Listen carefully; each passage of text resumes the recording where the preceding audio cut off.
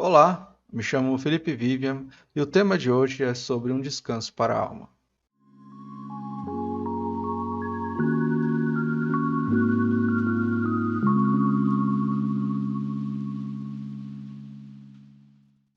Que a palavra de Deus nos guie.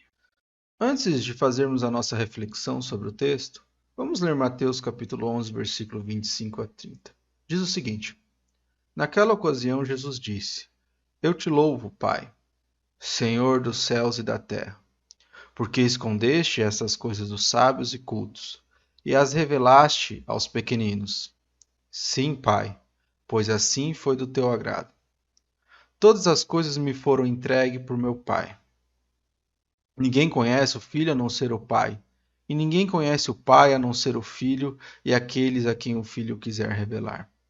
Venham a mim, todos os que estão cansados e sobrecarregados, e eu lhes darei descanso.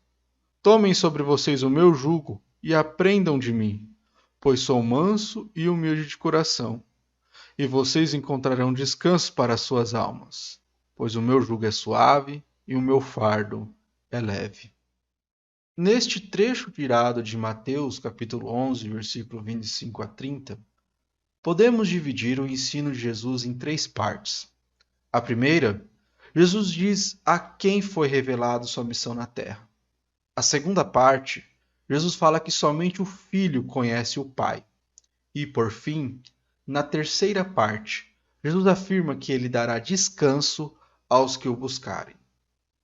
A primeira parte se apresenta muito intrigante, pois há uma aparente preferência para quem Jesus foi revelado e para qual motivo ele veio à Terra.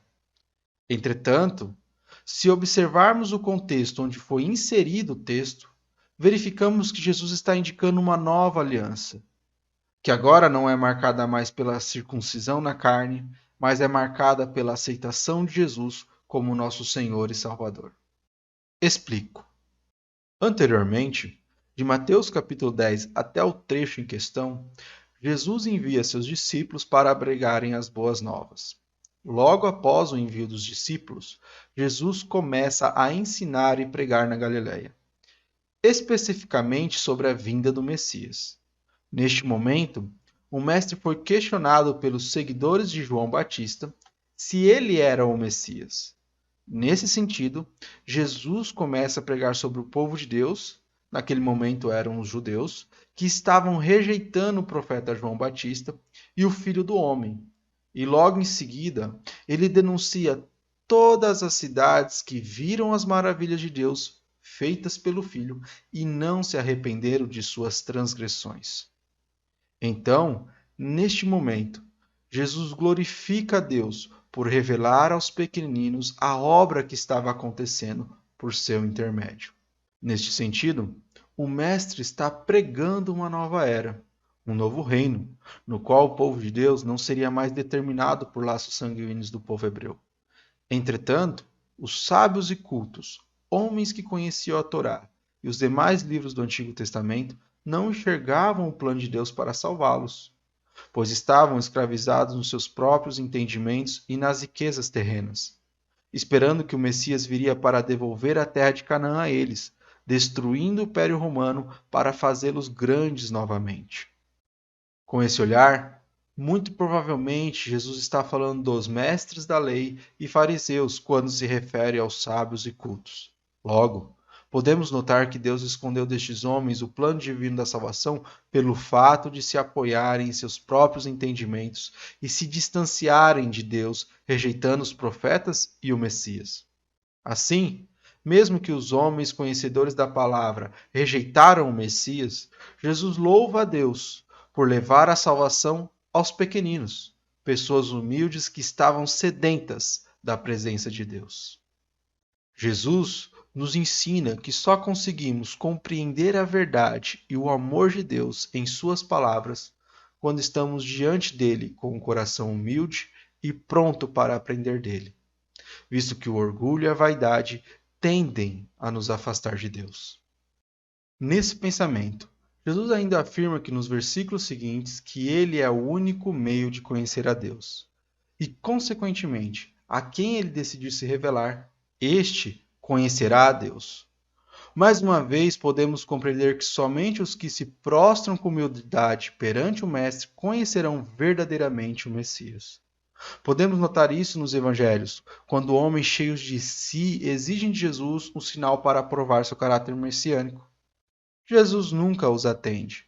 Verificamos isso em Mateus capítulo 12, versículo 38, Mateus capítulo 16, versículo 4, Marcos capítulo 8, versículo 11 e Lucas capítulo 11, versículo 29.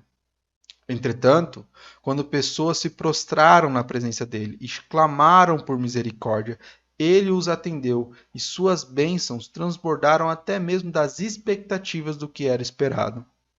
Pois Jesus, além de operar a maravilha, ainda ofereceu a salvação eterna da alma dos que o buscaram.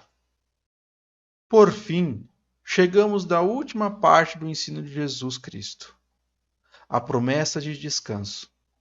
Podemos compreender as palavras de Jesus como um contraponto das exigências dos fariseus e mestres da lei, no qual subjugavam com regras e leis muito pesadas, indo além dos mandamentos de Deus.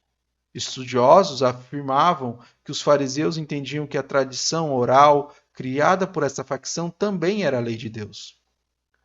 Portanto, Jesus quer nos libertar das amarras do mundo e do pecado, e aceitando o jugo dele, temos refrigério para nossa alma. Abra um parênteses para explicar sobre o jugo. Um jugo é uma espécie de guia ou coleira, feito de madeira que fica sobre 2 bois para arar a terra. Compreendido o termo utilizado por Jesus, devemos olhar para nossas vidas e ver qual jugo está sobre nós. Usando o contexto da passagem Ora em Estudo, podemos afirmar que para os ouvintes do Mestre, o jugo pesado que o povo carregava naquele momento poderia ser os fariseus e mestres da lei. Contudo, aplicando para nós, um jugo pode ser diversas hipóteses que nos deixam exaustos. Outros homens determinando o que devemos fazer ou não fazer no espectro espiritual e religioso, ou o trabalho exaustivo para conquistar riquezas que acreditamos que sempre quando tivermos mais, será o suficiente. Entretanto, o suficiente está no intangível amanhã. Ou quando o jugo é nosso próprio ego e orgulho, no qual fazemos exaustivos esforços para nos mantermos aparentemente fortes e autossuficientes frente aos que nos rodeiam. Não sei qual jugo está sobre você, mas se você estiver muito cansado, triste e se sentindo exausto, parecendo impossível alcançar a verdadeira satisfação e descanso de ter completado sua caminhada, quero lhe dizer que em Cristo Jesus você achará descanso. Talvez neste momento você deve estar me perguntando o que de diferente tem em Jesus para o seu jugo ser mais leve até que seus próprios desejos e anseios, ou seja, do que seu próprio jugo. Jesus não lhe exige uma lista de requisitos ou objetivos que você deve conquistar para só então receber a recompensa do descanso. Pois tudo o que precisava ser feito, Jesus já fez por você. Cristo chama você para o descanso, pois nele está o perdão de todas nossas falhas, visto que conforme ele mesmo disse, em João capítulo 12, versículo 47. Se alguém ouve as minhas palavras e não as guarda, eu não o julgo, pois não vim para julgar o mundo, mas para salvá-lo. Jesus já fez tudo o que precisava, pois éramos incapazes de conseguir por nós mesmos o descanso. Ele morreu pelos nossos pecados para sermos salvos. Logo, somente nele há descanso hoje. E assim, não andaremos ansiosos com o dia de amanhã, pois a condenação divina do amanhã que virá de Deus é somente para os que estão longe de Jesus. Diferente de tudo que há nesta terra, Jesus é o único que lhe dá tudo em troca de nada. E, obviamente, quando se tem o que se procura, há o descanso.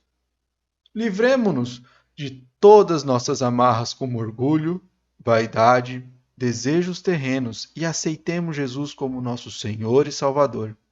E assim, inverteremos o ciclo de nossas vidas, pois antes estávamos correndo atrás de futilidades para alcançar a falsa felicidade e descanso. Mas agora, aceitando Jesus, Ele nos dará o descanso. E por amor e gratidão a Ele, seguramente seremos impelidos a praticar boas obras, por nele termos encontrado a paz.